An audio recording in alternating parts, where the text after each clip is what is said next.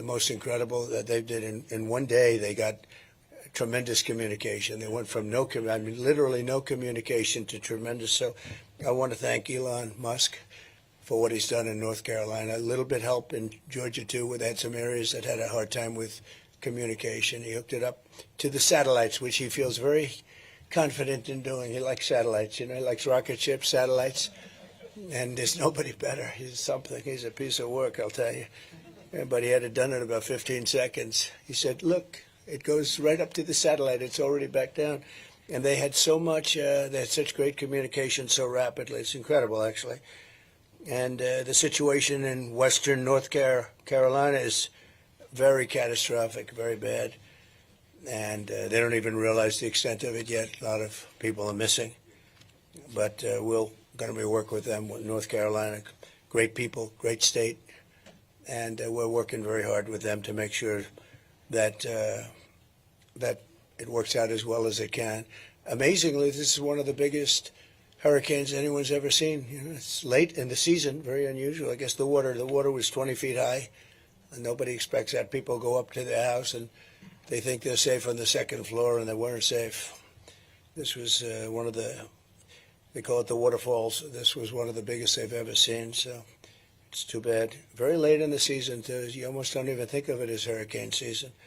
Our hearts break for every family that has lost a home, and they've lost so much. They've lost everything in many cases. A lot of people don't have insurance, and we have to come together as neighbors and friends and fellow citizens to support those in need, and there's a lot of those in need right now. Unfortunately, I look forward to being back in North Carolina and Georgia very soon, and also Tennessee and Alabama. We had some big damage, but North Carolina was really hit.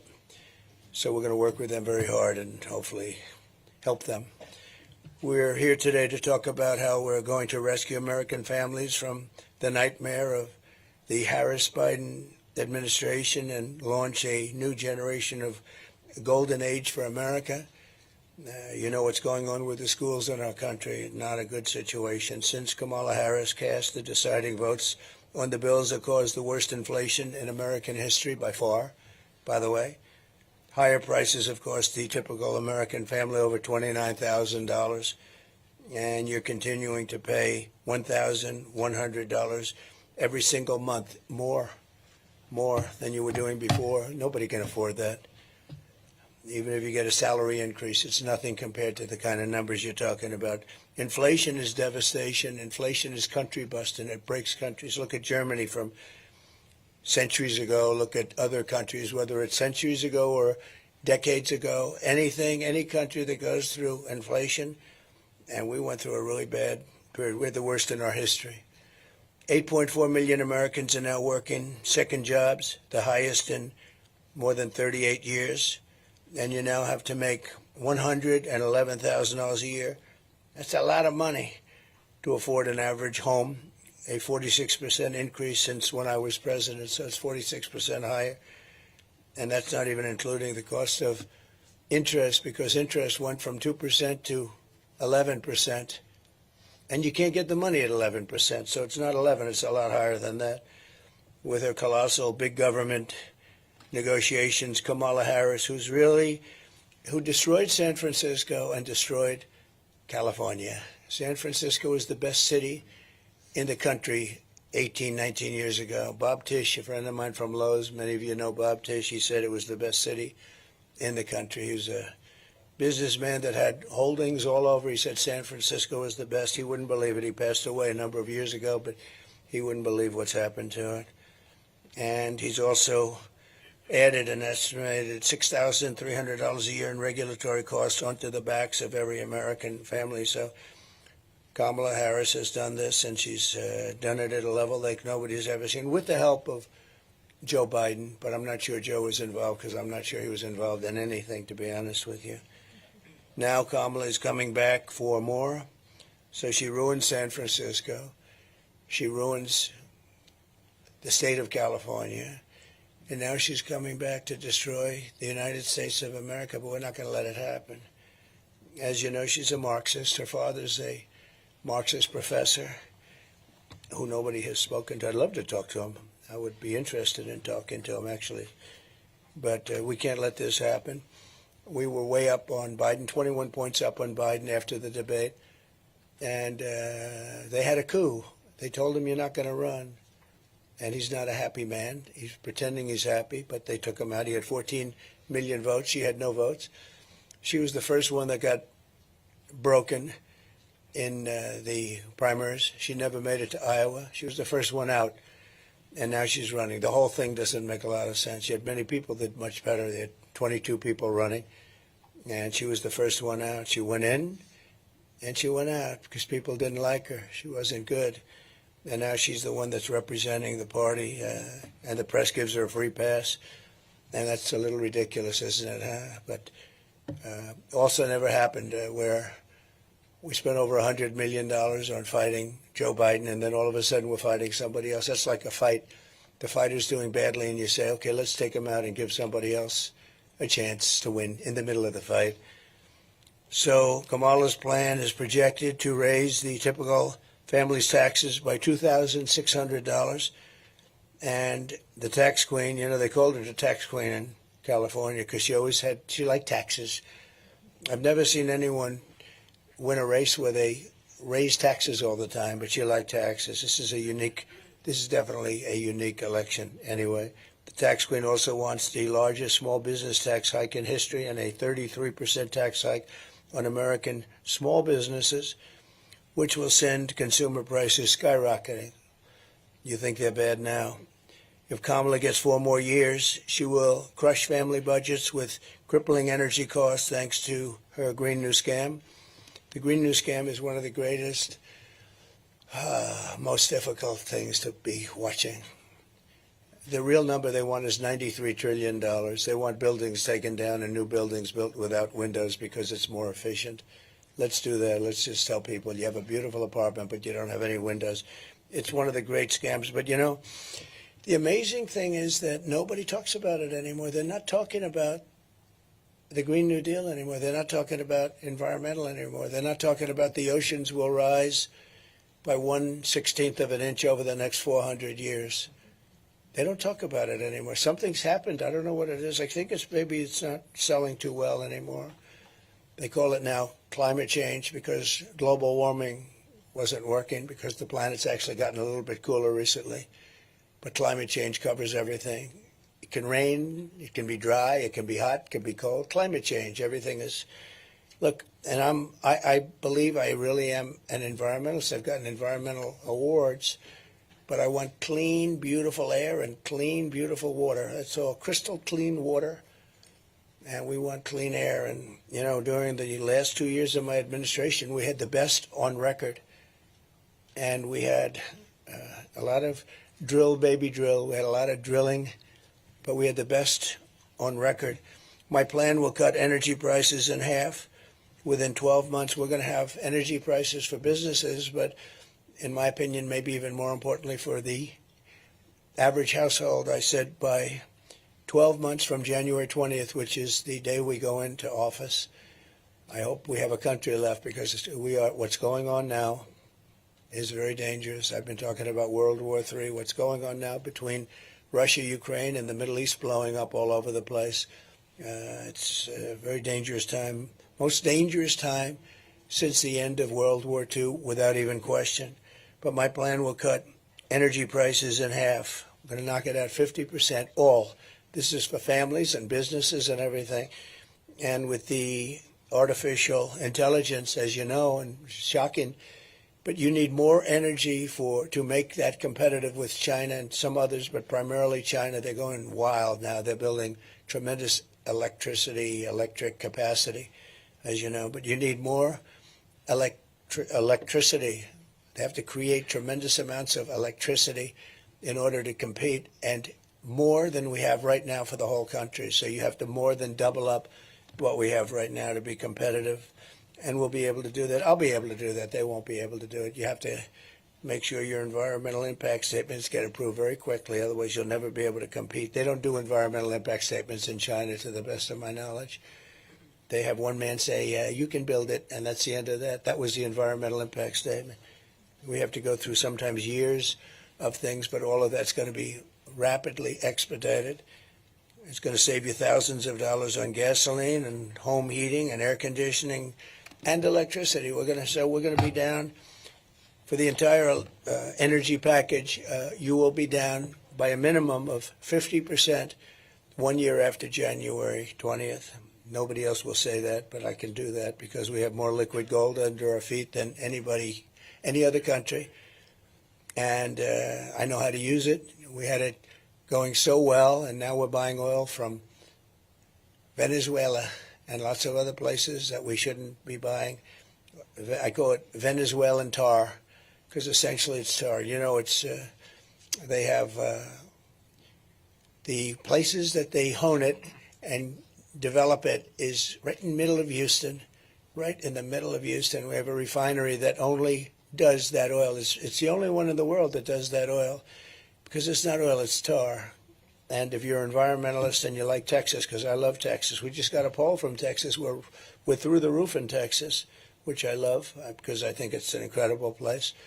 But if you're an environmental person, the tar and all of the other things coming out of those chimneys and in that wonderful place, it's the only place in the entire world that does Venezuelan, I call it Venezuelan tar. But there's no reason for us to be doing it because we have more oil and gas. We have more, I say liquid gold, I think it's the best expression. We have more liquid gold than Russia, Saudi Arabia, any other country in the world, and we don't even use it. And ours is pure. Perhaps worst of all, Kamala's mass migrant invasion will destroy our economy, importing tens of millions of, think of it, more illegal aliens than we've ever even thought about taking in. And for me to watch her the other night standing up at a television set saying, with a news conference saying how she's going to all of a sudden get involved at the border. Well, she was the border czar. She did a horrible job. She allowed 21 million plus people to come in, and many of them, and you've heard me say this many times, they came from prisons and jails. They came from mental institutions and insane asylums, and they came from terrorist camps where they trained them to come into the United States, and they come into the United States, many, many terrorists. We have more terrorists come into the United States in the last 3 years than we have had in the last 30 years. And these are the real terrorists. These are the real ones. We have no idea who they are. They let them come in, just open borders, just the dumbest thing I've ever seen, other than if you're trying to sign them up to vote, which is what they're trying to do. Kamala grants them all amnesty, and she's promised that it will obliterate. She promised them that they're going into Medicare and Social Security. And if they go into Medicare and Social Security, then she's going to kill Medicare and Social Security. And we're not going to let her do that. And I didn't let anything happen to either of them during my 4 years. We didn't raise the age for Social Security. They're going to end up raising it by 6 or 7 years if they get in. With 4 more years of Kamala, you'll have a 1929 style depression. That's sort of the ultimate depression. 1929 was the worst. You don't get worse than that. And it took 25 years to recover, frankly. People say, oh, we recovered with Roosevelt. No, it took 25 years to recover from it. And it was tremendous pain and suffering. And that's going to happen again. And I've been very good at predicting things. The hat says Trump was right about everything. And it wasn't even my hat. I didn't even do it, but somebody made a lot of money. Trump was right about everything. But when I win, the next Trump economic boom begins the moment the polls close in Wisconsin on November 5th. And again, Brian and Tommy and all of the people that have been so great here, we're seeing numbers that a lot of people have never seen, real numbers that a lot of people haven't seen, especially as Republicans. They haven't seen because they want to have our country back. They don't want to have millions of people pouring in that are criminals, that are murderers. Think of it. We had 13, and these are numbers that were never announced because they never wanted to do that. They never really talked about these numbers. They've never done it in many years. But they did here, and I think somebody at, whether it's Border Patrol or Justice, but somebody said it has to be done. It was announced just before she went to the microphone to say that she was going to do a good job at the border. And a lot of people were saying, well, why hasn't she done it in 4 years? Why are you doing a good job now? She's done a horrible job, even where they tried to give it a little bit of a kick 2 months ago, 3 months ago, so they could look a little bit better for the election. They didn't say that they're flying thousands of people over, and those numbers aren't included, or the app, where they have an app that's being used by the cartel leaders, the people that are making billions of dollars. The cartel leaders think of this, call the app, and they say where to drop the illegal migrants. This is done under their administration. It's nobody's ever seen anything like it. But they said they closed the border, but they didn't say that airplanes are flying over with hundreds of thousands of migrants, dropping them all over the place. And I'll tell you what, the people in these towns are scared. They're scared. Even if they haven't arrived there yet, they're scared. When you take a look at what's happening in Ohio, Springfield, where you have a town of 50,000 people, that's beautiful. It's safe, a great place, idyllic, actually. And now they've, in a short period of time, dropped 32,000 people there. And some of those people are pretty tough people. And the mayor of the town, I don't know him, but he seems like a nice man, but he doesn't want to talk anything. He doesn't want to say anything bad. He wants to be politically correct. And all he says is we're trying to get interpreters, because none of the people, virtually none of them, speak English. So he's looking for interpreters when he should be looking for people to take them home, because this country cannot sustain what's happening to it. We can't sustain hundreds of thousands of people coming in a month, or more importantly, in a short period of time, 21 million plus. We have no idea what it is. You have gotaways. Nobody has any idea, if you include the gotaways, what the number. We can't even really say, you know, with other countries like China, you say it's 1.4 billion. With India, you say it's 1.5 billion. They're big. With us, you don't really know what the number is. You say, how many do we have? Is it 320? Is it 325? Is it 350? Nobody knows. If you go to government agencies, say how many people are in our country, they have no idea. Well, we're going to have an idea very soon. Under my leadership, real median household income rose by $7,684. And that's before the pandemic. And even after the pandemic, the annual income was up $6,400. We did a great job in the pandemic, never got the credit we deserved, but we did an amazing job. Operation Warp Speed is being studied by many, many schools, both militarily and business-wise. Operation Warp Speed, even my greatest enemies, they say, what a job that was. That was a job like nobody else has ever done. And it's ripped the world apart. Every country got ripped apart, including China. China was delayed, but it was hit harder proportionally probably than almost any country. It was a terrible time. Probably $60 trillion in damage, and caused by the Wuhan lab. I said that from the beginning. It came out of Wuhan. And the Wuhan lab, it wasn't from bats in a cave that was 2,000 miles away. It wasn't from Italy. It wasn't from France. They blamed everybody. It's really the China virus. But we did a great job with the ventilators, with the masks and the gowns and everything. You know, when we got here, our cupboards, I used to say our cupboards were bare. We had nothing. No president put anything in for a pandemic, and I don't blame him. Who would have thought? I thought it was sort of an ancient thing. It wouldn't happen now, so it wasn't, you know, something that I ever mentioned very much. I didn't blame other presidents, but they didn't put anything into it. So we had the cupboards were bare, and all of a sudden we heard there's something coming from China, and terrible. We had the greatest economy in the history of our country. We gave you the biggest tax cuts in the history of our country and the biggest regulation cuts by far in the biggest, all by far in the history of our country, and rebuilt our military. But a lot of that, not relatively speaking maybe, but a big chunk went to Afghanistan, where they're one of the biggest sellers of military equipment now in the world. And what I say is the most embarrassing moment in the history of the United States, that we took the soldiers out first. You're supposed to take the soldiers out last. A child would know that. I brought a child up to the dais once, and I gave him the facts in front of a very big crowd of maybe 10,000 people, maybe more.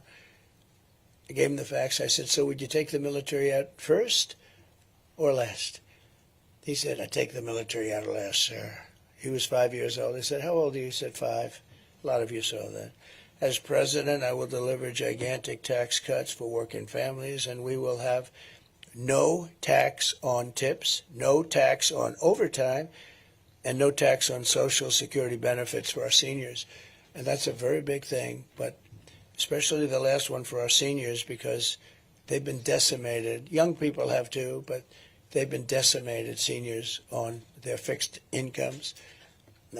But nobody's ever been hurt more, nobody has been hurt more than seniors with respect to inflation. Inflation has just absolutely destroyed seniors. So I'm giving them no tax on Social Security benefits, and that'll make up for some of it. This was all created by Biden and Harris, although nobody knows, when I say Harris, nobody knows who I'm talking about. So Kamala. And while working Americans catch up, we're going to put a temporary cap on credit card interest rates of 10% because those rates are going up to 22, 24, 26%. And it's not sustainable. It's not fair. So it'll be temporary, but we have to help people. They can't pay those rates. We're going to unleash American energy, drive the prices way down.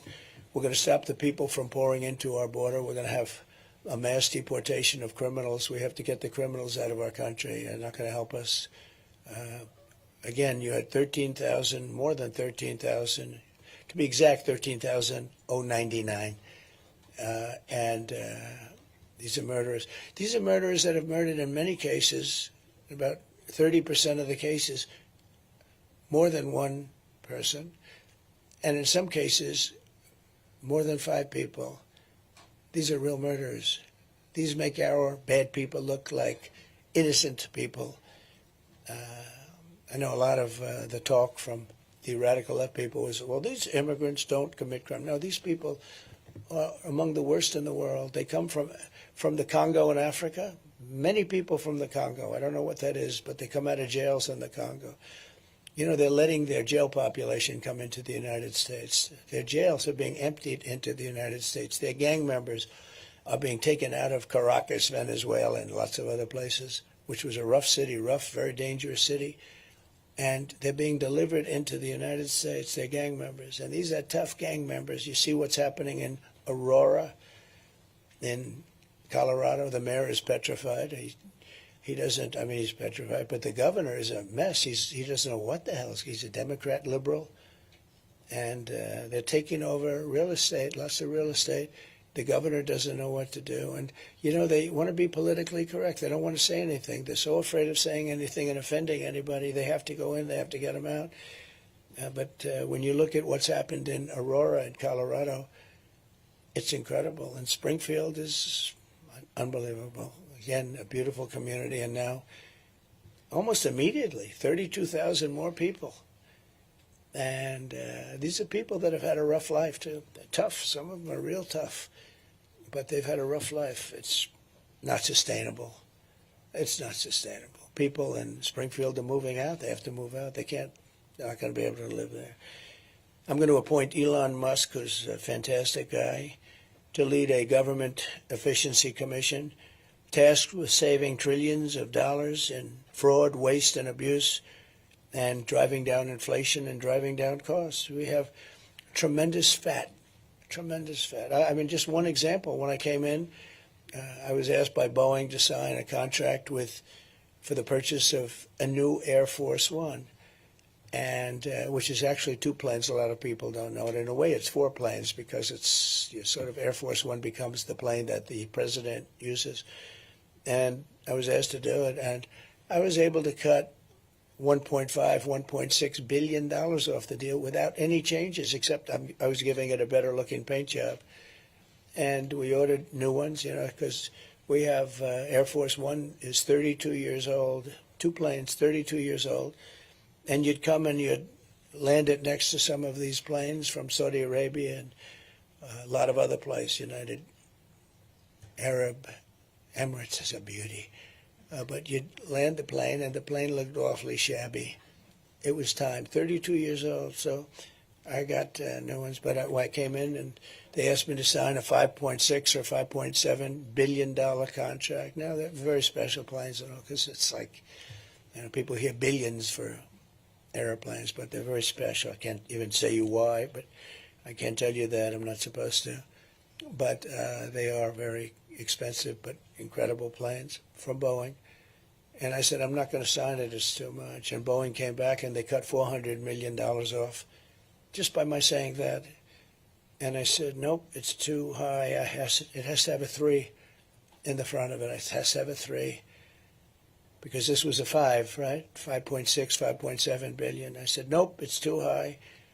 And they called back a week later, and they took another $250 million off. So I got $650 million with like about 2 minutes of conversation. I said, no, I'm not doing it. It has to have a 3. And this went on for about a month, and I sort of forgot about it. I said, look, forget it. Well, let's not do it. And lo and behold, about 4 months later, I get a call from Dennis. This was prior to the horrible accidents, the 2 accidents that really hurt Boeing. I mean, it was the greatest company in the world. I think it was thought of as the greatest company in the world, and now it's not considered that. They went down a long way, but this was when it was prime time, Boeing prime time, at the beginning of my term. And they said, here's the story, sir. We thought we had a deal at $5.7 billion. We'll do it for $3,999,999.99. 1 penny less than 4. I said, you got a deal. So I saved about $1.6 billion. Same exact plane, nothing different. It's not like, oh, gee, we have cheaper engines, or we have no generation system, or the wings are smaller, or lots of things that you can do to cheapen it up. No, the exact same plane, except we had a much better paint job. And we saved $1.6 billion, and it took me like 3 months. And actually the last part was the most effective, because I gave up on him, and he called up out of the blue. In fact, when he called, I said, the head of Boeing, what the hell does he want? That's always the best way to negotiate when it doesn't matter to you so much, right? I said, what does he want? And then he said, the plane that we've been talking about a few months ago? Yeah, tell me about it. That's when he made the best offer. So we saved $1.6 billion or $1.7 billion. For that. I said, so you're going to make $1.7 billion to build an airplane? That was the way I looked at it. I knew we have so much. Elon Musk is a master of that, and he's so into it because he loves the country so much. He endorsed me with the warmest endorsement. He thinks it's very important that I win because we're going to save our country. If these people win, we're not going to have a country. But we're going to have Elon do it, and he'll be able to save, I think, trillions of dollars. I really do. I think trillions of dollars. And nobody in the country will feel a thing except we'll save our country. And we'll then start paying down debt. But we have deficits. I think we're going to have a $2 trillion deficit with Biden this year, or Kamala. $2 trillion, it's not sustainable. You can't do that. And China's gotten totally out of control. It's, the deficit with China is incredible. The deficit with the European Union is massive, like $320 billion. And, we have a new one now, Mexico, because Mexico's starting to get a little rambunctious with the car business. And for those people in United Auto Workers, the head of the union is incompetent. The deal he made in allowing the United States to go to all electric is insane, because people don't want to buy all electric. I think electric cars are great, but it's a market, a little percentage, probably 10%. I don't know, some percentage. I think they're great, but they don't go far. They're made in China, and they're very expensive. And not everybody can have them. They want everybody to have an electric car. It won't work. We don't have enough electricity right now to take care of our homes and our buildings. In California, Gavin Newsom has a situation that's unbelievable. He's having blackouts and brownouts every week. And now we're supposed to, on top of it, feed cars all of this electricity, so it doesn't make. So I'll be terminating that on day one. And again, we're all for electric cars. I think it's great. I think Tesla, I think Elon makes great cars. And, you know, somebody said, did he ever speak to you about it? Because, you know, the way I've been saying this for 2 years. It's a tribute to him. He never mentioned it to me once. It's pretty amazing. He didn't say, well, listen, you got to lay off, because I'm a big fan of electric cars, but not for everyone. You have to have gasoline-powered cars, and hybrids are great. And some new ones are coming on the market. We have hydrogen. Hydrogen is a hot one right now, but it is a little problem. It tends to blow up on occasion, and if it does blow up, you are unrecognizable. They will never be able to see who you were, maybe a blood sample, but it's a bad blow up. I would say that's a serious problem, so I don't expect to be buying a hydrogen car for myself. But a lot of great things are in the marketplace because we're here in Wisconsin with the great Governor Thompson. He's a great man. He's a great politician, one of the most popular, I think the most popular politician in the history of the state. And it's an honor that he even does this. I mean, he just feels he's a little like Elon in that sense. He feels it's so important. But one of the founding fathers of school choice, I didn't even know that until a couple of days ago. But he's a big school choice. A lot of people are. I got lots of calls. I even got a call from Rupert Murdoch, who I have a lot of respect for. And he said, school choice. You have to go with school choice. That was just today. I said, I didn't know he was so into school choice, but he feels very strongly about it. He's a good man, too.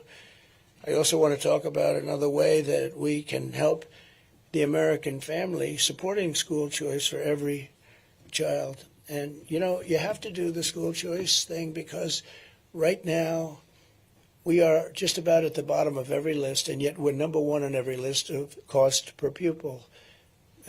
Cost per student, we're number one, and if you look at a list of the top 40 nations, we are at the bottom of the list. We're number 40, number 39 all the time, and often led by Norway and Denmark and Sweden, and China is in the top 5 usually. Pretty amazing, with 1.4 billion people, pretty amazing. But China's in the top 5, and we're number 40, number 39. And one of the things we'll be doing is moving education back into the states.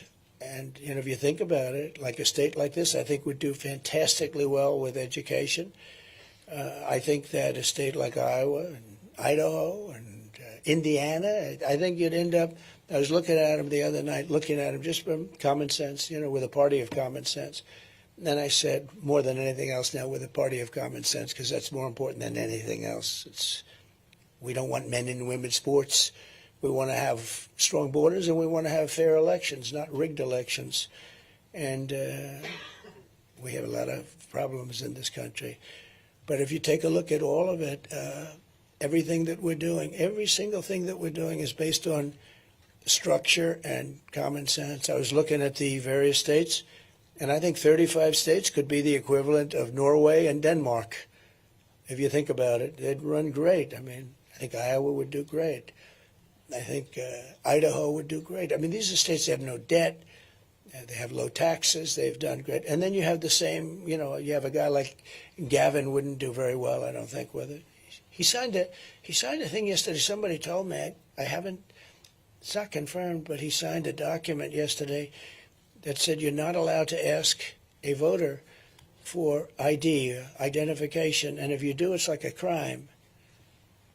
Why would anybody do that? In other words, this was signed yesterday or the day before by Gavin Newsom, a failed governor, and it said, if you ask anybody whether or not anything having to do with their identification, now for everything else you're allowed to have a card, but for voting, which is our most important act, it's considered virtually a crime, so you're not allowed to ask for identification. Now, there's only one reason that's done. That's because they want to cheat on elections. When you have something like that where there will be no asking, it's not a question of having voter ID. It's a question you're not even allowed to ask. And if you ask, it's a crime. That's only because of the fact that they want to cheat on elections. And we can be nice and we can be politically incorrect, but the only thing they're going to do there is cheat on elections. And we just can't let this happen. The city of Milwaukee is the home of first and oldest choice program. You have the school choice program in Milwaukee is the oldest in the whole nation. In Milwaukee, which has been run by Democrats for over half a century. It's incredible. Families are faced with one of the worst public school systems in the entire country, considered pretty much the worst, but there are some others that are right there with you, I guarantee you that. Only 16% of Milwaukee public school students are reading at grade level, and only 10% can do math at grade level. So you're talking about 16% and 10% can basically read or do math. School choice gives Milwaukee children a lifeline to a better education. 8th grade students in Milwaukee and in Milwaukee schools, choice programs are more than twice as likely to be proficient or advanced in math. And that's good, but when you say we're going to double up from 16% or double up from 10%, it's not really great, is it? And we're going to outsource and outscore other public school districts. So they want to start off by competing against certain public school districts, and I guess that's a good place to start. But they got to straighten out the schools in this country. Schools are really bad. And I think we're going to be able to do that. I think we're going to be able to do a lot of it.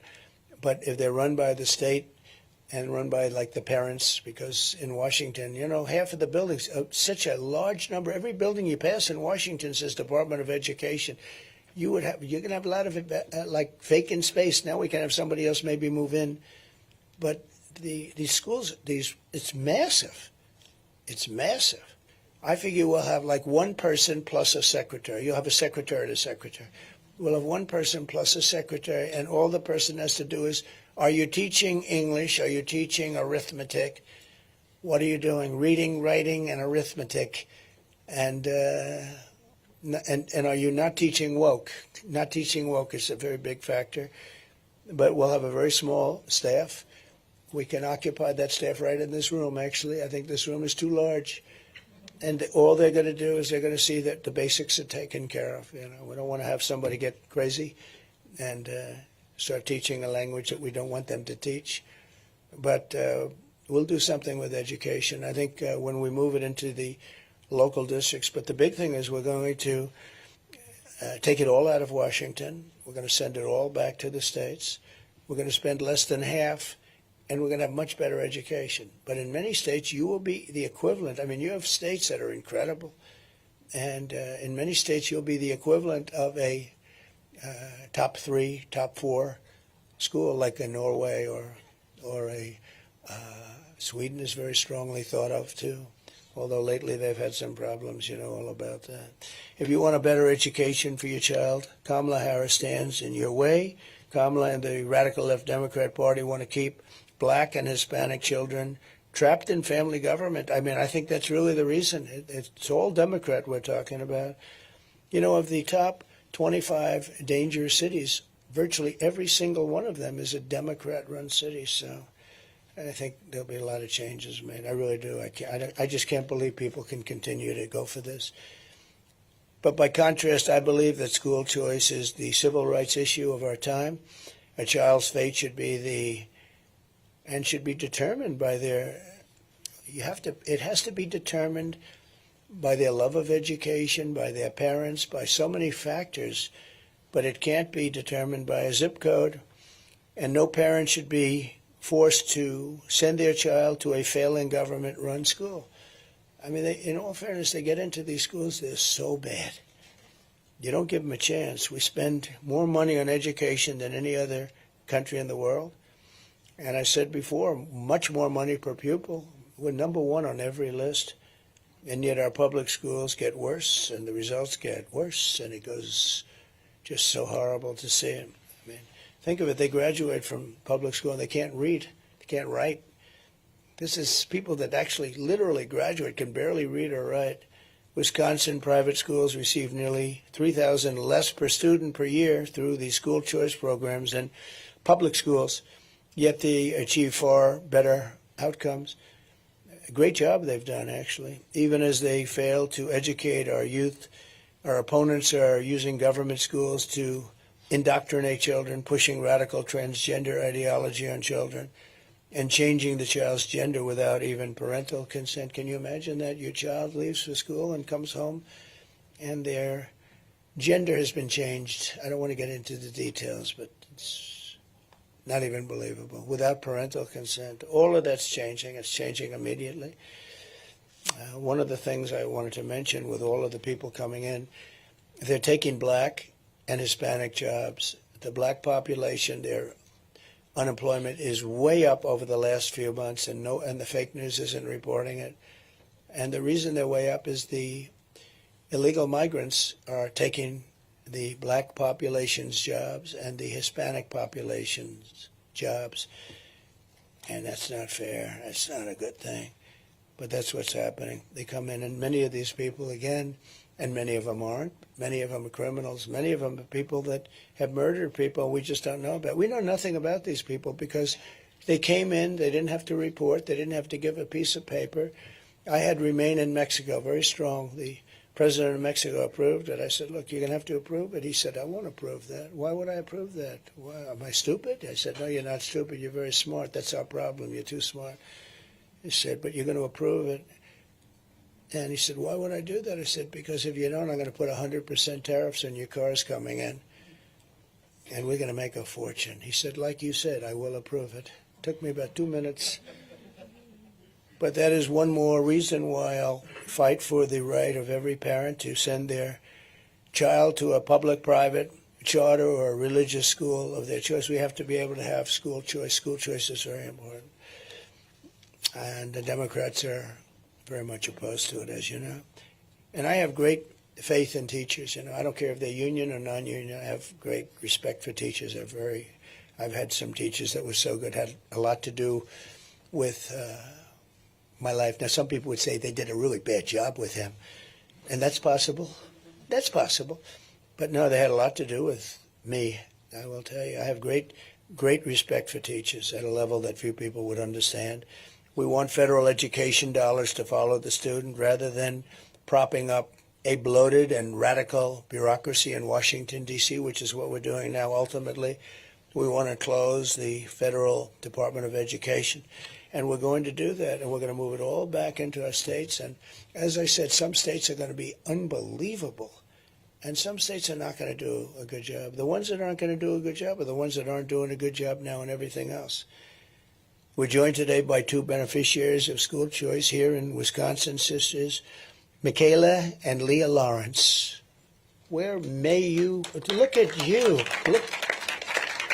Both attended St. Marcus Lutheran School, a high-performing K through 8 private school.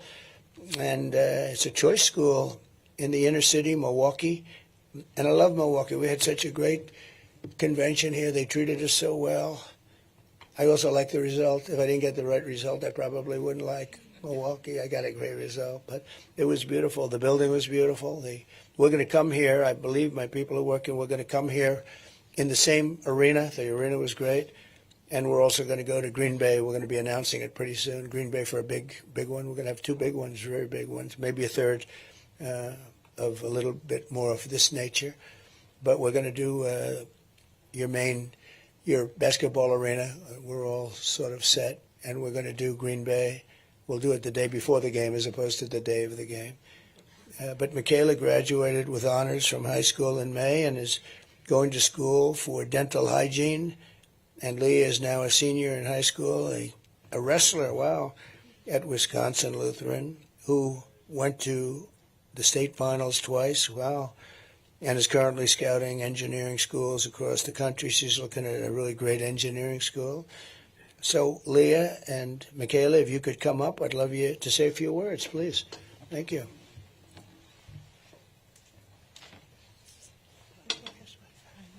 Who's the wrestler here? I'm not going to mess with her. That's good, please. All right. Well, my name is Michaela Lawrence, as you already know.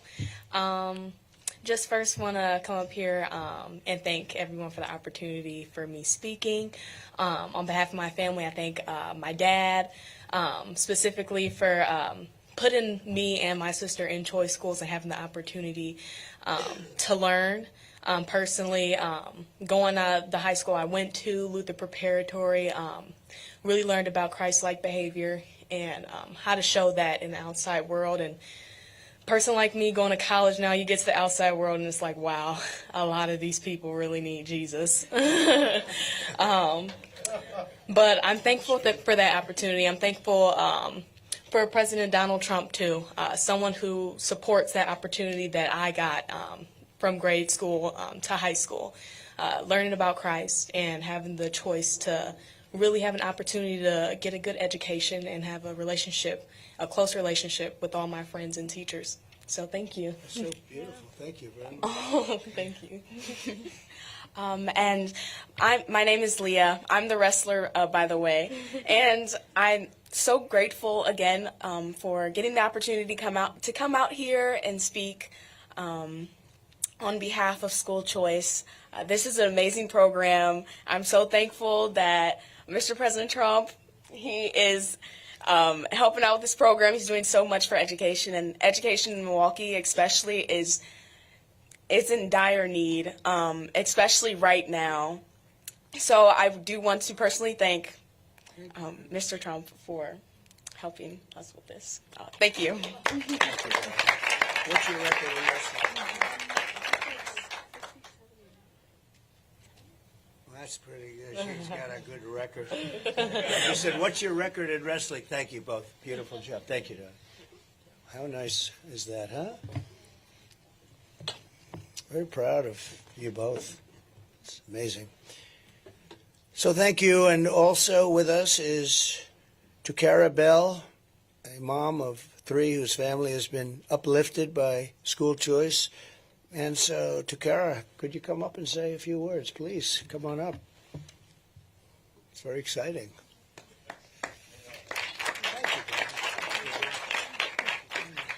Thank you all for this opportunity. I really appreciate it. I am a mom of 3. We benefit from the School Choice program. This is my daughter, Cynthia Dunlap.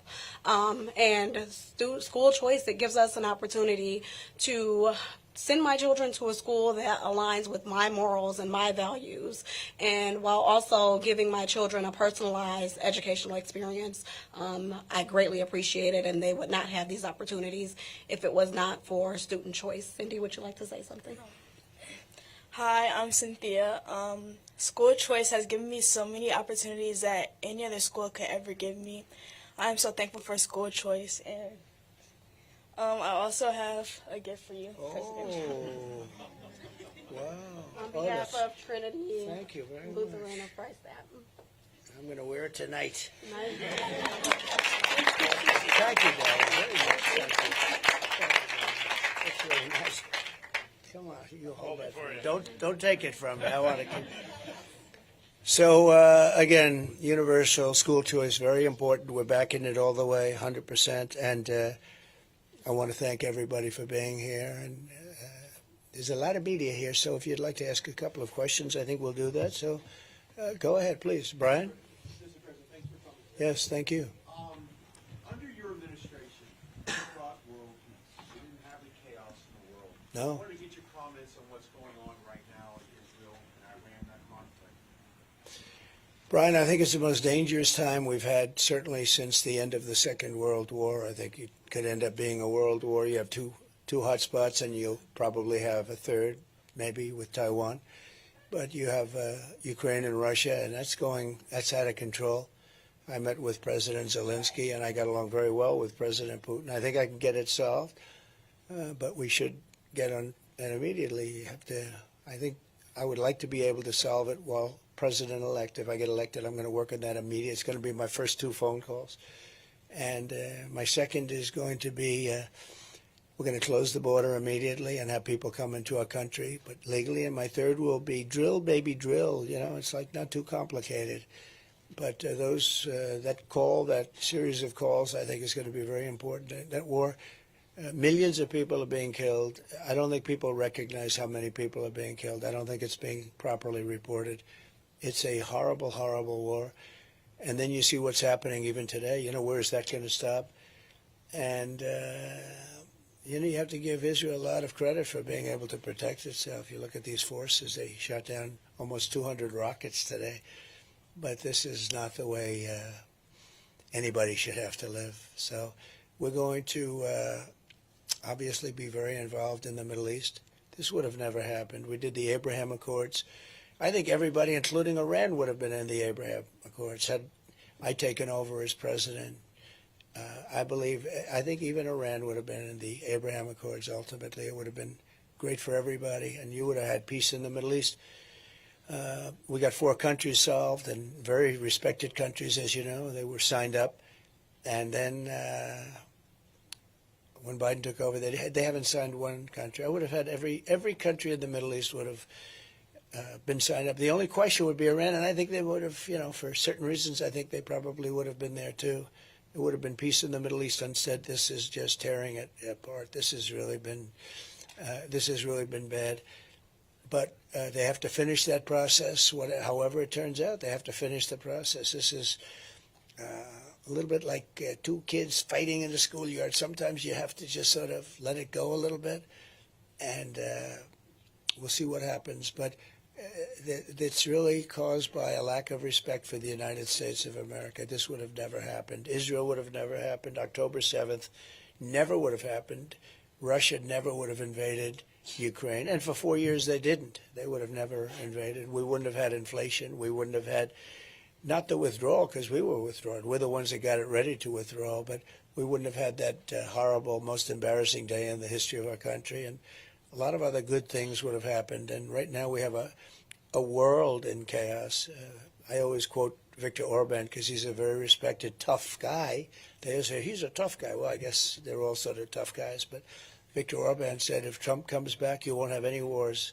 You won't have any wars. And he's about as tough as they get. And he said it loud and clear. And he said why.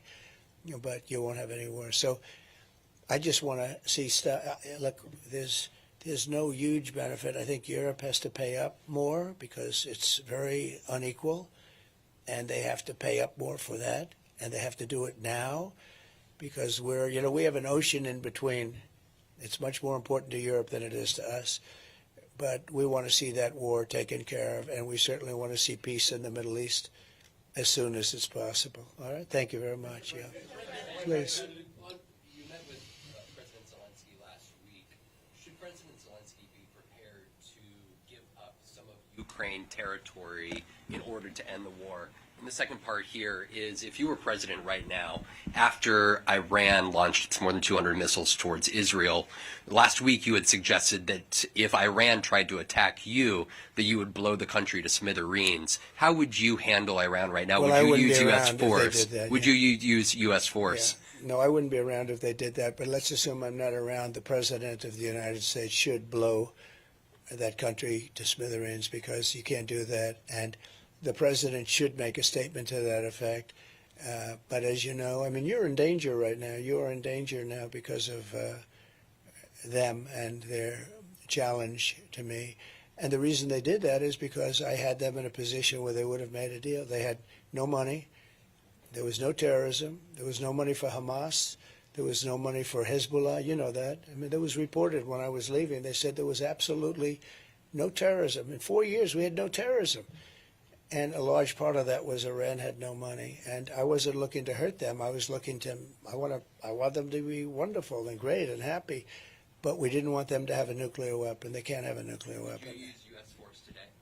Well, I don't want to say what I'd use because I don't want to give up negotiating abilities so I don't want to say exactly, but they understand where I stand, and we have to get back to being at least a partially civilized world. What's going on today? They sent 200 missiles over to Israel, and now people would say, well, now it's Israel's turn, right? That's what happens. It goes back and forth. It could happen for a long time. Should have never happened. It would never have happened. And again, Iran was not in a position to sponsor terror because they didn't have any money. I mean, now they have $300 billion. Biden took off all the sanctions. I had sanctions. I told China, if you buy oil from Iran, that was their biggest customer, you're not going to do any business in the United States, and we're going to put tariffs all over your products. And they said, well, we're going to pass. And they didn't buy. And I said the same thing to other countries, and they didn't buy. And time went by, and all of a sudden they had no money. And they would have made a deal, and I would have made a good deal for them. I'm not looking to hurt them. I want them to be great. Let them be happy and good. but they can't have a nuclear weapon. And now they're very close to having one, and it's very dangerous for the world. Very dangerous for the world. I mean, the biggest problem today, in my opinion, the biggest risk is the nuclear weapons, the weaponry. It's so powerful today, and I know because I rebuilt the United States military during my term. I rebuilt it. We had fighter jets that were 50 years old, and we have all F-35s, and we have great planes now. We have largely new. We gave a lot of it to Afghanistan, stupidly. New goggles. They had the newest goggles. They had the best goggles. They never fought at night because they couldn't see, but now they can fight at night. They have the goggles. They have the trucks that are armor plated. Think of the 70,000 trucks. 70,000. Go to the biggest used car lot in America, and they probably don't have more than 400 or 500 cars available at any one time. We have 70,000 trucks, many of them millions of dollars each, armor plated with the finest 4, 5, 6-inch armor on these trucks. And we gave it to them. And they sell the equipment. And they're one of the largest sellers of military equipment. They're selling the equipment that we gave them. Who would do that? Who would be so stupid to do that? Who would move the military out first? Because, they have American hostages. Most importantly, we lost 13 great soldiers. And of tremendous importance, we have many soldiers that lost their arms and their legs and were just obliterated because of stupid people. We should have left from Bagram, not that base. We had it all mapped out. And we had options. We had a lot of things they had to do, everything they had to do. And they weren't doing it. And we said, good, the deal's dead. And then they did it. We would have had that. It was perfect. It was a beautiful thing. It was going to go well. And they respected me. They respected me. Remember, we didn't have one soldier killed in 18 months in Afghanistan. The Taliban, that's their fighter. And I spoke to Abdul, the head of the Taliban, a couple of times. But I explained to him, you can't do that. You can't do that, Abdul. And from the time I spoke to him, we didn't have not one fighter killed, not one American soldier killed or even shot at for 18 months. And then I left, and we had these clowns take over, and it all blew up. It was not going to blow up. It was going to be good. One of the worst things they did is give up one of the largest air bases in the world, the largest runways, most powerful runways, very deep with concrete. You could land anything on them, meaning the weight. You could land any plane on a very, very long, I think like 18,000 feet. And to give that up, and the importance of it wasn't Afghanistan. The importance of Bagram, and very important, was it was 1 hour away from China where they make their nuclear weapons, right in that area. But 1 hour away from China. Forget about Afghanistan. We should have never been there. But we were 1 hour away from where China makes their nuclear weapons. And now you know who occupies it? China. How about that? They left. So I was never going to. I was moving out. We were all set to move. I'm the one that got the soldiers down to that level. We had no problem. And we were going to move out. Soldiers would have moved out less. We would have taken the equipment. We would have done everything. I had no confidence in the Army, meaning in their Army, the people that they were giving us, because they were loyal to the other side. I always knew that. That's why you had so many blue on brown and brown on blue. You had so many attacks where we trained them, and then we hand them a gun, and they turn the gun around. They shoot the sergeants and everybody else there, the Americans. I said, well, there's something. We never had so many attacks like that. We trained them, and as soon as they get a gun that's loaded, they turn it and they shoot everybody. And I said, what the hell's going on over here? And they're tough fighters too, but they weren't. The reason they were even in there is because they were the highest paid soldiers in the world. When Mattis would say, sir, they're fighting for their country, well, they weren't really fighting for their country, because otherwise you wouldn't have had so many, I call them turnarounds, where they turn around and shoot you. They weren't fighting. They was fighting because they were getting so much money as a soldier. It was such a job where they were making a lot of money, but their loyalty wasn't to that group. And the head guy was a total thief. I knew that. I didn't get along with him at all. He left with bags of money in a helicopter, and there were bags of money at the end of the runway. How stupid can Americans be? The world doesn't respect us because we've made so many stupid moves. I mean, this guy left with bags of money. And I said he was no good for years. I said he was no good. I met with him a couple of times, fine. But that whole thing was collapsing. But they weren't loyal to us. They were loyal to themselves. Good fighters, great fighters, I'll tell you. Among the best. They're actually they could take a knife. They were like Rambos. It's like putting 1,000,000 Rambos. Good old Sylvester Stallone was my friend. But it's like putting 1,000,000 Rambos. Somebody explained that to me. They're great fighters. It's like putting a Rambo. Give him a knife. And that's all he needs. And by the time he finishes, he'll go down and he slits the throats. Look at what happened with Russia with them. Look at what happened. So many different wars. They fight tough, but now they have great equipment. And then the other day, it sickens you to see it. They have through their boulevard. They have this boulevard, and they're running our equipment through the boulevard. You know, the defeated Americans. We should have left from Bagram because Bagram is a massive base with hundreds of miles of surrounding area with nothing there and fencing, and you would have had nobody killed. Instead, a lot of people got killed. We had the 13, but you had hundreds of people who were killed, civilians were killed at the same time. So it's a shame. Again, common sense. We have to use common sense. They should have never left. That's like an inner city airport, and it was packed. You couldn't even move, and then a bomb went off and just was so destructive. And so sad because I got to know the parents of the 13 soldiers, most of them, and they're incredible people. They were treated very unfairly. Biden never called them. Kamala never called them. And then on top of it all, in the debate, she said, we have no soldiers fighting at all. We have no soldiers. We have soldiers fighting. They were very inside. She had no idea. She has no idea what she's doing. And it's very sad. Okay. On Ukraine, did you urge Zelensky to be prepared to cede some of Ukraine I territory? didn't say anything because I think it's too soon. I listened. But I think a deal is there to be had. Absolutely. That's what I do. What I do is I make deals. Do you think that that's what a deal will I have to think that include? he will make a deal. And I think, look, it would have been a lot better before because the cities now are all blown up. I mean, they're all blown up except for Kiev. You have the cities are those beautiful golden towers. They're ancient gold. They're all laying on their sides, smashed to smithereens, right? The cities are, many of them are just gone. Do you think they can still It would have been work? so great. Would have been so great. Number one, it wouldn't have happened. I wouldn't have had to make a deal. Putin never would have gone. I talked to him. It was the apple of his eye. I talked to him a lot about Ukraine. I mean, it was the apple of his eye. You know, he said this used to be a part of the Soviet Union. It used to be a part of Russia. But he had a whole history going. It was something when he would have never done it. He would have never done it with me there. I mean, I can't speak for the future. Probably would have done it. Eventually, he would have done it because he wanted it. But this was something that was very important to him, but he would have never done it. And, honestly, he never did do it. And there was never even a threat of him doing it. But I'll get something done. I know both of them. I know both of them very well. Mr.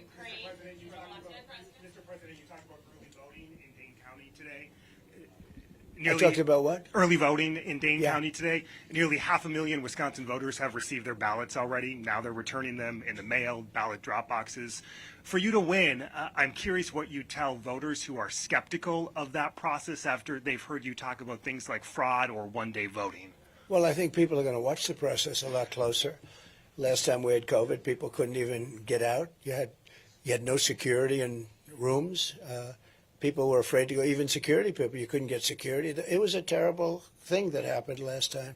If that didn't happen, we'd have a much different country today. You'd have a much different world today. But last time we had COVID, and to be honest, I mean, you take a look at the security. The security was non-existent. No security guard wanted to go out because they didn't want to catch COVID. Big, strong guy, and we said, "Oh, you'll be great." And then he says, "I'm not going out. I don't want to die." And it was a very sad thing. They did a lot of bad things, including not getting legislative approval for some of the things they did. But I think that people are watching this time. We have lots of lawyers watching, and we're doing it early rather than late. We're not going to do it after we're doing early. That's why you see the lawsuits filed. And we're going to try and say too big to rig. We use the expression. As you get a lot, like Tommy Thompson was telling me, he's never seen such enthusiasm in this state, in Wisconsin. A lot of people have told me that, but they've told me that in other states too. And typically I poll, we're leading. You saw the polls came out today. We're leading. But typically I poll very low. And then, in other words, people, it's a little, I'm not sure it's the nicest. They say, look, we don't want to tell you, and then they vote for Trump, right? That's why the exit polls were so wrong on number one. They didn't want to say who they're voting for, and then the exit polls reflected that. and then at the end of the evening I won. But all I want is a fair election. That's all. Just a fair, honest election. I hope we're going to get that. Do you trust the process this time around? Did I what? Do you trust the process this time around? I'll let you know in about 33 days. No, look, I'm in 33 days. Yeah, go ahead, please. Blue. Thank you. Thank you. First of all, do you think Israel should retaliate to these missile attacks from Iran? But also, do you believe that you should have been tougher on Iran after they had launched ballistic missiles in 2020 on U.S. forces in Iraq, leaving more than 100 U.S. soldiers injured? So, first of all, injured. What does injured mean? Injured means you mean because they had a headache, because the bombs never hit the fort. So just so you understand, there was nobody ever tougher in Iraq. They had no money with me. They would have made any deal with me. I would have had a deal made within, literally I would have had a deal made within 1 week after the election. They were dying to make a deal. And when you say not tough, they had no money. They had no money for Hamas. They had no money for Hezbollah. And when we hit them, they hit us. And they called us. And they said, we're going to shoot at your fort, but we're not going to hit it. And if you were a truthful reporter, which you're not, you would tell the following: none of those very accurate missiles hit our fort. They all hit outside. And there was nobody hurt other than the sound. It was loud. And some people said that hurt, and I accept that. But they told us that they were going to do this and that they weren't going to hurt, and they wanted us to know that because they didn't want us to retaliate. But I essentially bankrupted Iran. They had no money for, and it was a big story. There was no money for Hezbollah. There was no money for Hamas. There was no terrorists. We had no terror attacks. And I think I would have ultimately gotten along with, but there was nobody ever that was tougher on Iran than I was. I took their money away. And they behaved, and I will say, and I said it many times, what Biden should have done, he should have made a deal with them in that first week because they were dying. They had nothing. They were dying to do it. But they did just the opposite. They took all the sanctions off. I had the sanctions that were the toughest. It's like a lot of people say with Russia, well, I was the one that ended the Nord Stream 2 pipeline. You know that. I think you admit that. I ended it, and then when Biden came in, he approved it. That was the biggest thing ever that Russia's ever done, was the biggest pipeline just about in the world, going to Germany and various places in Europe. And I ended it. And there was nobody tougher on Russia than I was. But with Iran, it's a very sad situation. But we could have made a deal with Iran, and all of this would have never happened. And the reason was I was the toughest by far. Nobody was ever tougher on Iran. But they did. They called us and they told us, we have to retaliate only in the sense that, and they, I think people know this, we have to retaliate, but we're not going to hit anybody. Just keep your people inside the military base. And that's what happened. The rockets hit in all areas. And of the 18 rockets that were launched, 6 of them self-destructed, 12 of them approximately, 12 of them arrived. And when they arrived, very accurate rockets, missiles. And when they arrived, they missed the fort. But they had to do that, and I thought it was a very nice thing because they didn't want us to retaliate again. But I was the one that started that. Okay. Real quickly, on the economy, we've got this port strike that That's a big deal. It's a big deal. Look, Americans are already struggling with inflation under Kamala Harris. How does this supply chain issue going to build up and once again be another disastrous economic episode under Kamala Harris? It's massive. It's massive. Those workers are very important to the lifeblood of our country, and it's a massive thing. But don't forget, they've been hurt very badly with inflation. Those workers, some people would be upset with them and some people not, but those workers were very badly hit with inflation. And, they're not happy, and they do a good job. And they also don't want to see certain new technologies, which in many cases don't work very well. I mean, when they modernize ports, a lot of times it doesn't work. There's nobody to talk to. It's very inaccurate. I've heard a lot of complaints about these modernized stations, a lot of very big complaints. but those are really hard workers. I know some of them, and no, that's going to be a tremendous hit. There's another one. Biden shouldn't have let that happen. Not that he should have ended it. He should have worked out a deal between them and the others. He could have worked out a deal. That's an easy deal to work out in a sense because you have a certain power of being the United States. A lot of these are foreign ship owners, and you have a lot of power being the U.S., and that should have been worked out. It's a devastating event for the economy. It's also devastating for inflation because everything's going to cost a lot more because of it. I don't know how long it's going to go on, but I understand the workers' side. I mean, I see both sides. These workers have been devastated by inflation, and the inflation was caused by energy, stupid energy policies, and equally as much by deadhead spending. And that's what they call it. They call it deadhead spending. You know why? Because stupid people do what they did, and that caused inflation. So they were badly hurt. Thank you. Go ahead. CBS is saying that you have pulled out of a planned interview on 60 Minutes. I'd just like you to address that report, and if you indeed are not doing the interview, explain your reasoning why. Well, right now they came to me and would like me to do an interview, but first I want to get an apology because the last time I did an interview with them, if you remember, they challenged me on the computer.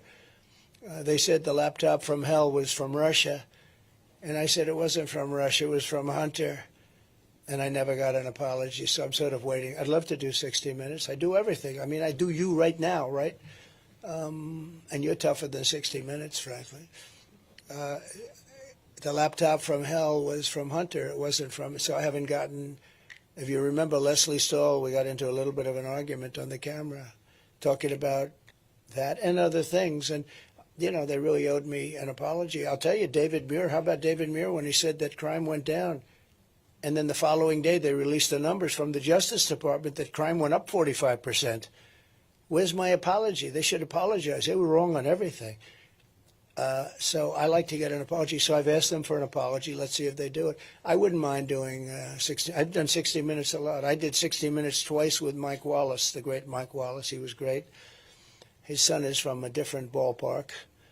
His son doesn't have, I said, you want to be like your father? You just don't have the talent.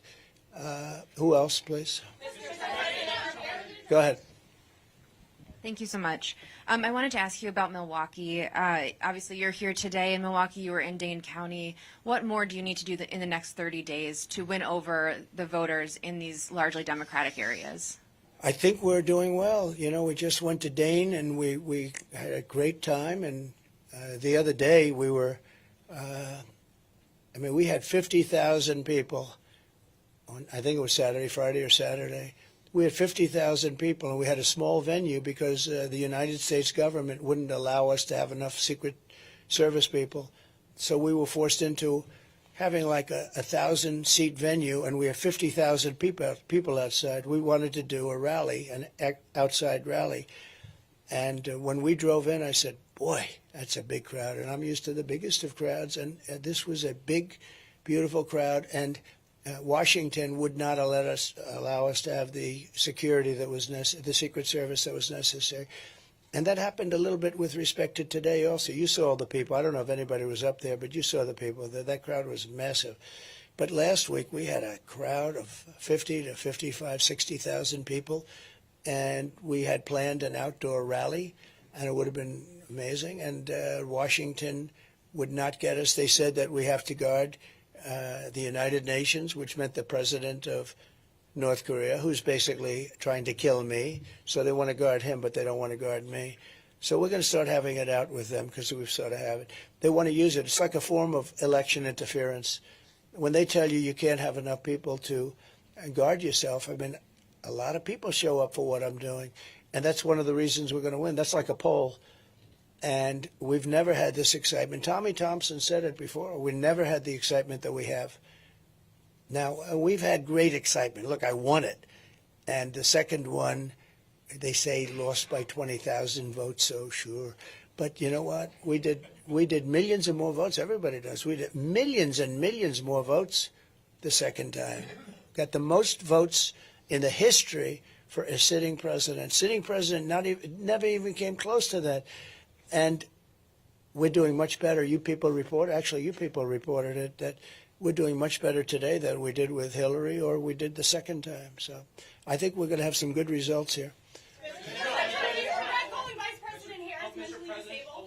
You've gone to Dane County. You spent time in Dane and Milwaukee counties today. In 2020, your campaign sued to throw out the absentee ballots cast by voters in those two counties. What is your message to someone watching in Dane and Milwaukee County who feels they did nothing wrong in 2020? They might support you, but you tried to throw their vote out 4 years ago. I think they generally agreed with me. My voters generally agreed with me. And I think we have a really good chance of winning it. You know, there are counties that normally a Republican wouldn't win. But if you would see the crowds that we just left, if you'd see the crowds that we had on Saturday, I really think that we're going to win Wisconsin. I think Wisconsin's great. And I'm doing a rally in the arena, and I'm doing a rally in Green Bay. And I think we're going to win Wisconsin. I think we might win Wisconsin big. We also have something else that doesn't get reported much, but we have an enthusiasm level that's double or triple what theirs is. The Republicans have, usually it's the other way around, but we have an enthusiasm level that's substantially more than the Democrats' enthusiasm. That's a big thing. Yes, please. President Trump,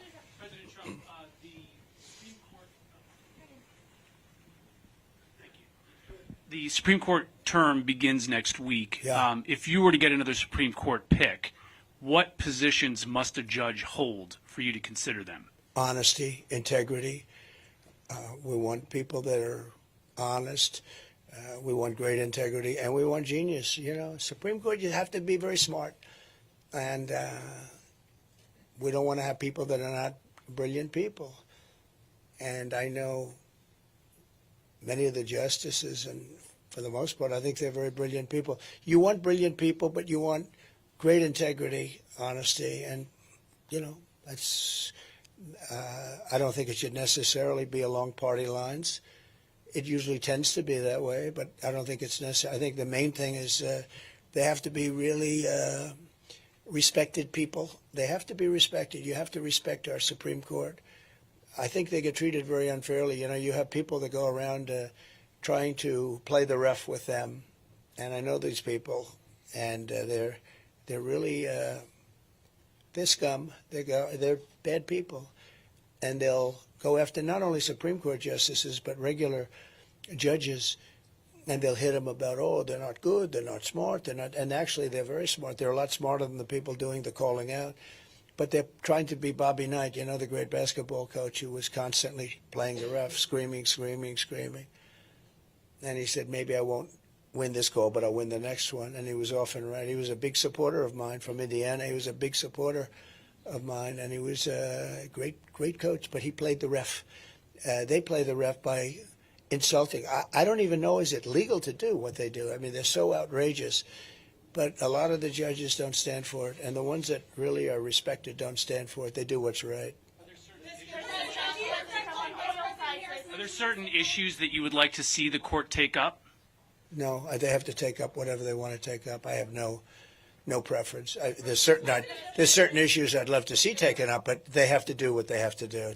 They have that, I'm sure, very well under control. I think the Supreme Court has really made some very brave decisions over the last year, and I think I'm looking at their approval numbers, and they have approval numbers for everything, but I'm looking at their approval numbers go up and up and up. Yeah, please go ahead, right there.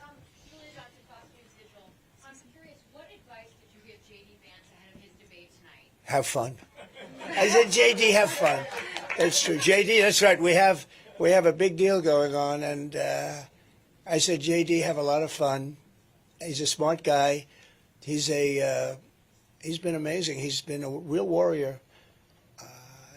Top student at Yale. He was a very brilliant guy in so many different ways. And, you know, he's a very hard worker. He goes around and he's not afraid of the media. He'd stand here and he'd answer all of your questions. I have a lot of people that wouldn't do that. They don't like doing that. They get shouted at, and they don't like being shouted at. But J.D.'s very much a warrior. Very much a warrior. Thank you very much. On oil prices, Mr. President, On oil prices, thank you. Iris Tao with NTD here. The crude oil prices rose by over 2% today after the latest Iranian attacks on Israel. Are you concerned about major oil supply disruptions affecting the U.S.? And do you think Americans are prepared for that? And also, secondly, on China, you mentioned China. Do you think China might be trying to seize this moment, to take advantage of this moment, try to plan an attack on Taiwan and Indo-Pacific theater? Thank you so much. Well, you never know with President Xi. I had a great relationship, as you know, with President Xi. He's a very smart guy. So I don't want to read his mind, but he's very smart, and he has a way of doing things that's very good for China. And he's at the top of his game. Our people are not at the top of their game, so you never really know. I think that China is going to be a very interesting subject over the next couple of years. You know, China's having a lot of problems right now. You know, the economy is having some big problems. They just issued very big stimulus, but it's someplace, and he's a very, I mean, people get upset when I say it, but he's a very fierce person. He really is. He's a fierce warrior. He's a fierce challenger. But I had a very good relationship with him. Okay, a couple of more. Go ahead, please. Go ahead, behind you. Thank you. You've said two can play at that game when talking about the Department of Justice. How would you use the DOJ if you're reelected? Well, I think it's terrible what they've done. They've weaponized government to an extent that's nobody's ever seen before. It's done in third world countries, banana republics. But I mean, like as an example, they said, "Oh, the documents case, the documents case." Well, he was guilty. They basically said he's guilty, but he's incompetent. He's allowed to be president, but he's not allowed to go to court. It was a strange ruling. But I was exonerated from my case. That was a big case, as you know. Down in Florida, we had I don't know the judge, but a brilliant judge, totally brilliant judge. And I was exonerated and fully exonerated. And I can only say this, that, you know, when I stand here and I watch the questions being asked by people that are somewhat hostile, many people that are fair. I mean, you have a lot of different talents in this room. I was just thinking to myself, I really, all I want to see is fairness. Our country needs you so badly. The media, you're like the policemen and women of the world. You're so important. You keep politicians honest. You keep politicians from doing really bad things. It's so important. And it's so important that the media be fair and really improve, because I watch how unfair it is and how one-sided it is. And you need the media to really buck up in this country, because nobody's ever seen anything like it. And I can tell you, I don't want any favors. I just want fairness. I want like a level playing field. And if we can get the media back to a level playing field, that's going to do a lot for the good of our country, because we have to make a comeback. Our country is a failing nation. This is a failing nation. We're failing at the borders. We're failing at everything we're doing. You look at the numbers. We lost $2 trillion this year. $2 trillion. You know, people don't report that. Our country, we have a deficit of $2 trillion. It was never a deficit in the history of the world like that. And one of the reasons I'm going to bring Elon Musk in to negotiate a lot of that. He's very good at it, and he's a great guy, and he loves the country. He really loves the country. It's not easy for him to do an endorsement. You know, he endorsed me. But, Brian, I would say it's not easy for him to do an endorsement, right? He's got a lot of different factions, a lot of different sides. But he wants to save the country. And, you know, I tell you the airplane story. I could tell you 20 other stories just like it. We have to be a lot different. We have to run a lot different. We are a failing nation, but we're not going to be a failing nation for long, I predict. We're going to have I hope we're going to have a great victory, a big victory, and then we're going to straighten out our country. We're going to seal up our borders, and we're going to let a lot of people into our country, but they're going to come in legally. We had Remain in Mexico, and for some reason he voided that immediately, and she did. I guess she did, because she was in charge of the border. And I hate to see that when somebody was so bad at the border and then tries to pretend like she wasn't even involved. This was the worst border in the history of the world, not here, the history of the world. There's never been a border like that. I always say third world countries would have used sticks and stones to keep people out if that happened to them. There's never been anything like it. And the press doesn't want to report about it, and they've got to report about it. It's a big story. To me, it's the biggest story. When you allow 13,000 murderers into our country, and they're free to kill, they're free to kill. These are people that are rough, tough, horrible people. It's not going to be a positive thing. When you allow thousands of terrorists from very tough countries into our country, they're here. We don't even know who they are.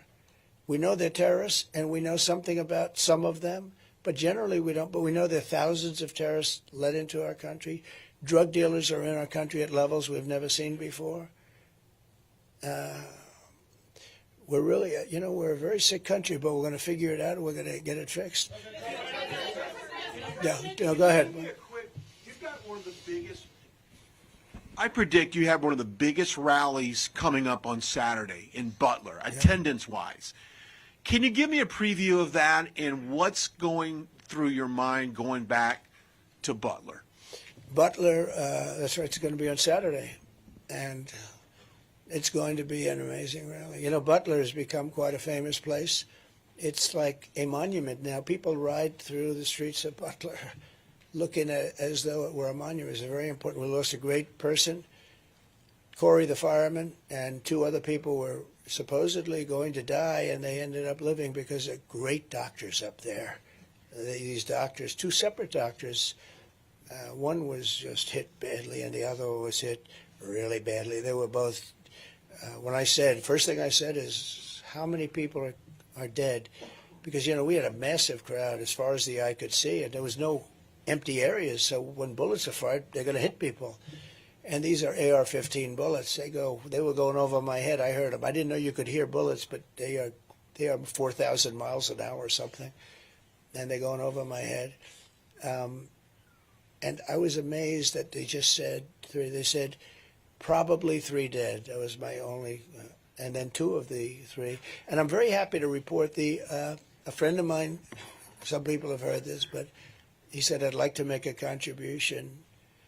These people live good. There's no crime there. It's beautiful in many ways, but not a lot of money. And they had a great relationship. Corey and his wife was really nice, and 2 daughters. He was killed jumping on top of the daughters. He didn't want the daughters to be hit.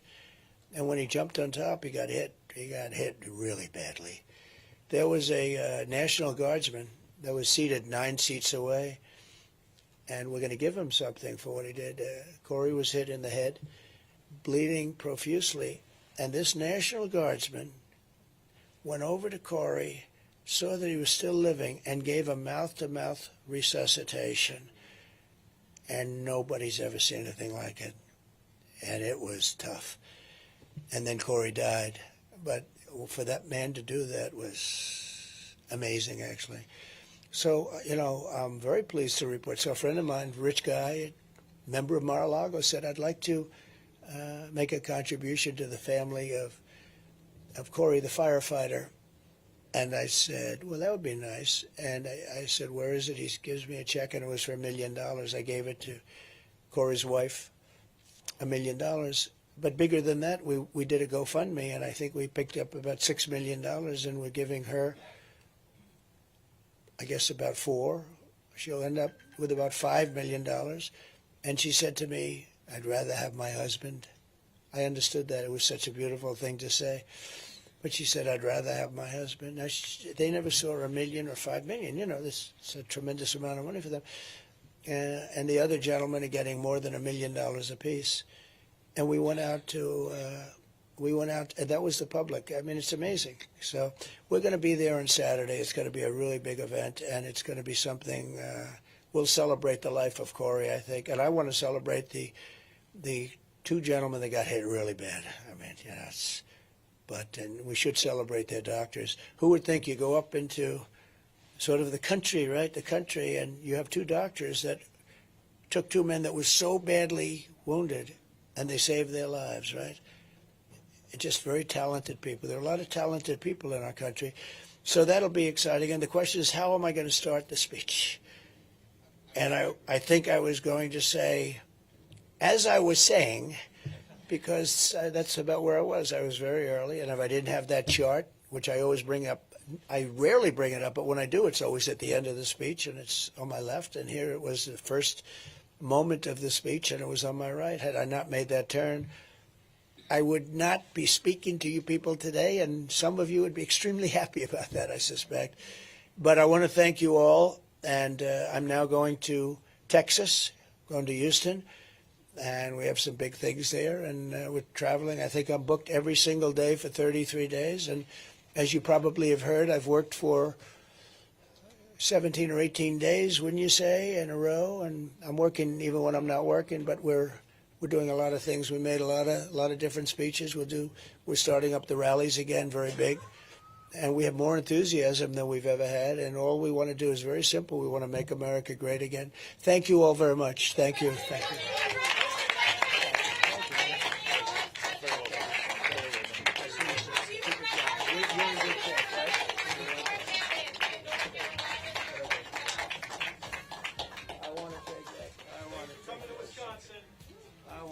I'm not forgetting this year. Thank you. Thank you, please. Okay, let me say goodbye now. Fantastic job, Don. Come on. So beautiful. A selfie? She can have a selfie. She wants a selfie. You better believe it, right? Supposing I said no, that wouldn't be good, right? You cannot have. Okay, let's take an individual with your sister now. You go ahead. Okay. Wait. Go ahead. We'll do this one. Okay. All right. Now you take one, okay? Hold up the peace sign. She's done this before. Huh? Good luck. Have a great life, okay? Thank you. Have a great life.